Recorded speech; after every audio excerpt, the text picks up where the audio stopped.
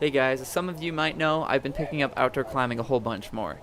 And it's been mostly bouldering, so you're going to have your mats with you. And Andrew has his own mat, but I decided it was time to get my own mat. Bee! Bee! Or maybe that's a wasp or something. Just chilling. That's my climbing pet. Just hanging on my mat. It's too cold for him to function. But if you can infer from the title, I don't have a car. So whenever I'm going out bouldering, I have to bring my mat with me on my bike. So I'd started off by just strapping it onto my bike using an inner tube and a rope, but I decided it was time I would refine it a little bit. So let's start by gathering the supplies. First, I got some old bicycle inner tubes. If you don't have any, ask any cycling friend, they probably have some. I used 5 carabiners, just had them laying around, they're pretty cheap. Then about like 2 meters nylon rope, some zip ties. Okay, not that many, I only used 12. Yeah, that's better. And your scissors. Alright, so I'm starting with just using the rope to help get me a rough estimation, because what I'm going to do is pad the carabiners. So now I'm just threading the inner tube onto the carabiner. Now, I could just pad the back rack. I just don't want to scratch up my back rack a whole bunch. But the thing is, if I were to wrap that with inner tube, that's going to interfere with the panniers that I use. So if you use panniers, keep that in mind. We'll see about that.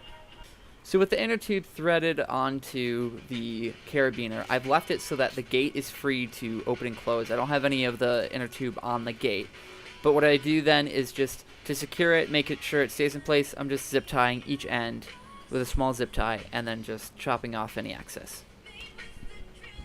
And then here we're just cutting the second inner tube in half so then I can have 2 different horizontal straps. Also, bicycle inner tubes have a rosin in them so that it doesn't stick to itself on the inside. If you wanted to, you can wash it off. I just run it underwater really quick. Then, with each strap that you have, go ahead and tie 1 carabiner to it. I just did a double knot, and then I used a zip tie just to make sure that knot is not going to come undone. Then we get to play a little game of just kind of guess and check. Put the mat on your back rack, put both straps clipped in on one side and then pull the straps over, and then it's guess and check where to tie the other carabiner onto. Just keep checking so that it is nice and secure. With the lengths all sorted, then it's just time to tie them off officially, zip tie them so it doesn't come undone, and just cut off the excess inner tube you have. Alright, and then the last component, I have my rope tied into as a loop, so this way I can just loop it around there and thread it through itself to secure to the back of the rack. And then this is going to come over, this is going to be kind of like the vertical securing rope. That's going to go, and then I just tie it around I have it going around my seat post, and then I'm going to have a knot in it where a carabiner can just clip to.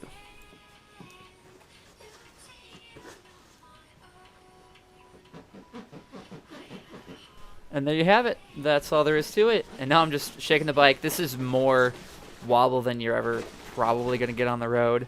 So that is a most definitely secure mat.